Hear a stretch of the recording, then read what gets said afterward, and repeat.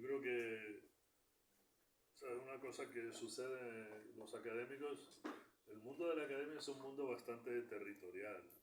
Y entonces le gusta mucho dividirse en disciplinas y eso hoy en día es obsoleto, ¿no? Porque si tú estás haciendo tu trabajo como periodista y piensas, bueno, podría utilizar ChatGPT para esta tarea.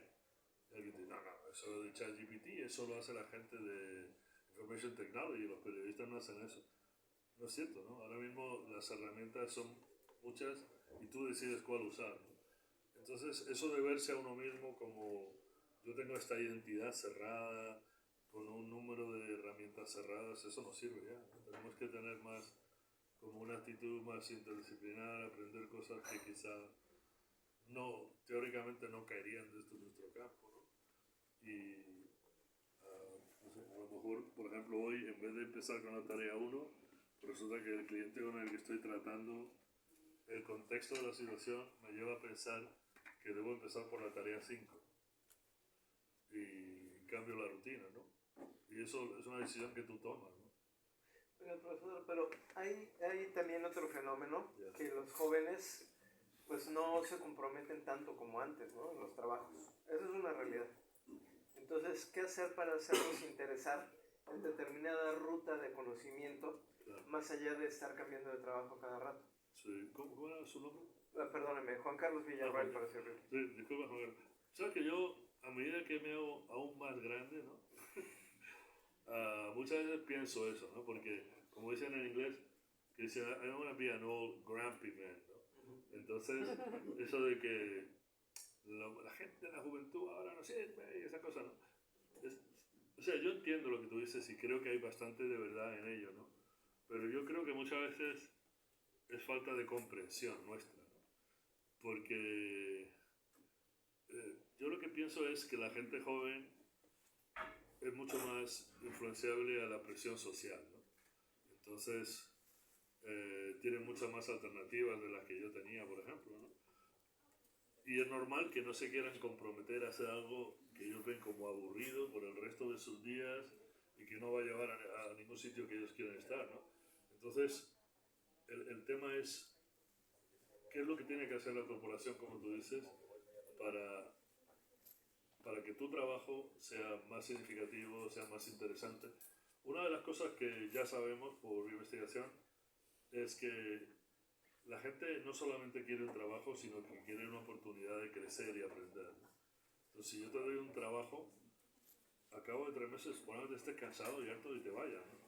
Pero si yo te doy un trabajo y la oportunidad de crecer, aprender, etcétera, entonces tienes ese incentivo para quedarte, ¿no? ¿Sabes? Yo he trabajado mucho en educación ejecutiva con compañías y algunas veces se gastan una cantidad de dinero brutal, ¿no? Entonces, sobre eso normalmente cuando te estás tomando una cerveza y le preguntas, bueno, ¿y por qué se gastan esta cantidad de plata tan brutal? Y algunas veces la respuesta es, pues ¿sabes qué pasa? Que si no lo hacemos así, se nos hace casi imposible contratar a la gente, porque la gente lo primero que nos pregunta es, ¿ustedes tienen alguna actividad de crecimiento, de una vez al mes, una vez 3 meses, vamos a ir a algún lugar, conocer a más gente, aprender cosas nuevas, ¿no? Y si la compañía dice, no, no, nosotros no tenemos nada de eso, esa compañía tiene muchas dificultades contratando gente, porque la gente no aspira solamente a un trabajo, yo creo que la gente aspira a un propósito, ¿no? Y ese propósito, pues, ¿sabes? Se lo tienes que de alguna manera ofrecer, ¿no? Es mucho más fácil, como todo, ¿no? Esa es la ventaja de ser profesor, que es más fácil hablar de eso que hacerlo. Yo tengo igual dos preguntas. La primera, pues hemos visto en todo este congreso sobre la inteligencia artificial, la tecnología, he entrado a talleres donde se ven profesores, autónomos, no sé, tantas cosas. Pero si dejáramos de ser un poco como monotemáticos en el tema del TEC de Monterrey puntualmente y tuviéramos una visión más panorámica, la primera pregunta sería si México está realmente preparado para la transición hacia un mundo laboral más tecnológico. Sí. Tú sabes que México tiene muchas fortalezas y los mexicanos no saben que las tienen, ¿no? Sí, es cierto, porque yo lo decía en la ponencia, yo he visitado bastantes países en el mundo, ¿no? Y no se lo digo porque ustedes, la mayoría supongo que son mexicanos, pero es realidad. Es muy difícil encontrar un país en el que la gente tenga una actitud tan hospitalaria, tan welcoming, tan colaboradora, de apoyo, ¿no? Eso lo veo en la gente que está montando aquí el escenario, ¿no? Se están apoyando constantemente, tú no ves un mal gesto, raramente, ¿no? Eso no se ve mucho. Entonces yo creo que esa es una competencia, una fortaleza de México muy grande. Y eso le permite, yo creo, al mexicano trabajar en equipo probablemente mucho mejor que casi cualquier otra cultura, ¿no? Lo que pasa que, imagínate, si México dice, bueno, vamos a hacer el sustituto de manufactura de China o de Vietnam, yo creo que eso sería un error, porque siempre va a salir alguien que lo haga más barato. Entonces yo creo que México se tiene que enfocar en qué podemos hacer nosotros que es difícil de replicar en otro sitio. Y lo que, ¿sabes? Todo el mundo tiene acceso a la tecnología, porque tú vas a China, tienen la misma computadora que tenemos, igual. Todo el mundo tiene acceso a capital. Puede ser más o menos caro, pero todo el mundo... Pero la idea esa de cómo yo combino personas, capital y tecnología, si yo hago una combinación creativa de eso, y difícil de replicar, es muy difícil competir con esto.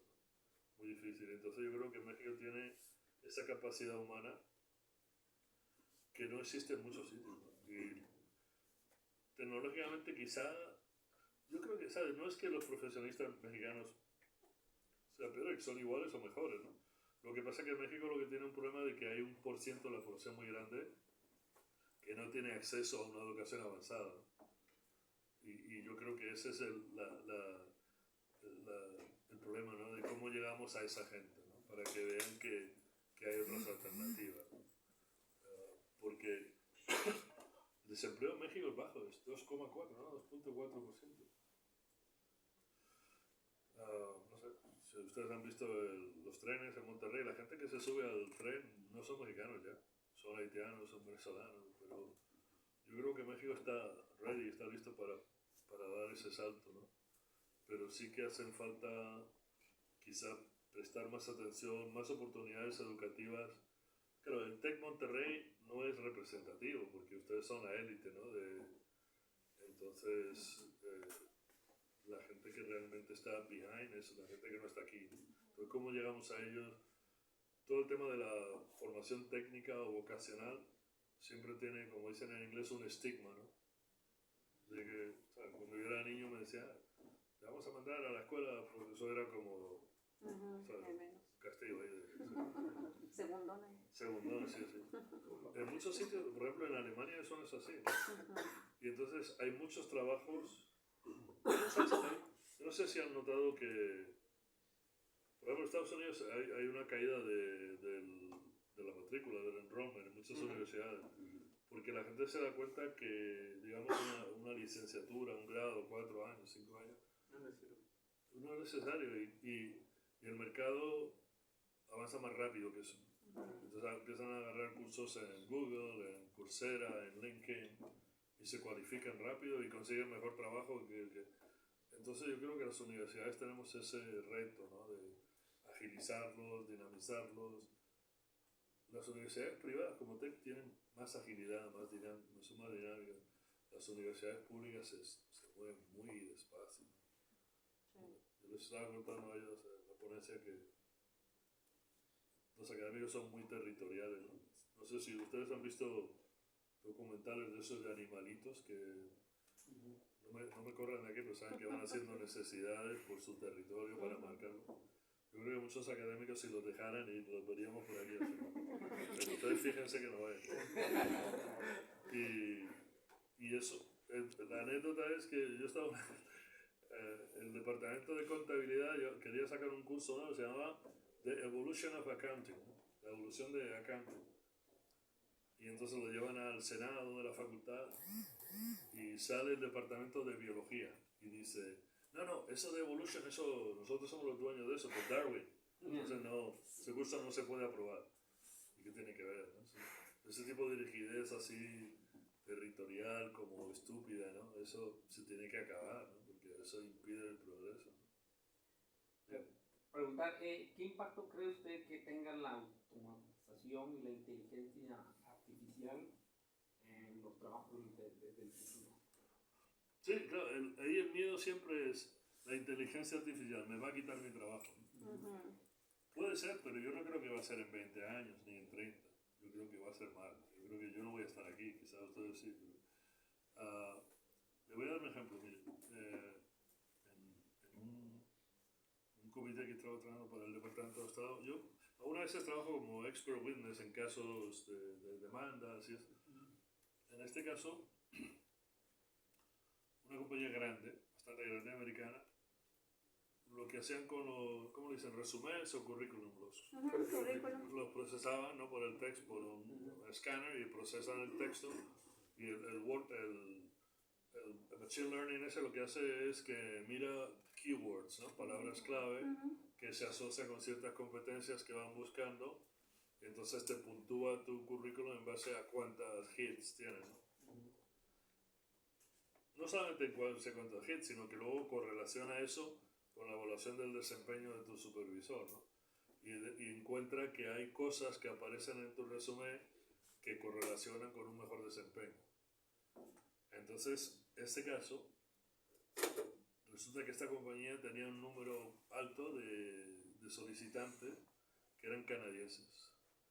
Y cuando escribían la palabra behavior, escribían con una U, ¿no? Behavior, porque es more de British spelling. Y resulta que esos canadienses, por algún motivo, probablemente porque en Canadá la educación es buena, pues se desempeñaban bastante bien. Entonces, si tú dejas que la inteligencia artificial tome la decisión por ti, la toma y te hace un algoritmo que te dice, cada vez que encuentre behavior con una U, te voy a dar 3 puntos, que es lo que hizo ese algoritmo, ¿no? Pero ahora vete tú, si alguien te pone una denuncia, vete tú y explica por qué escribir behavior con una U merece 3 puntos.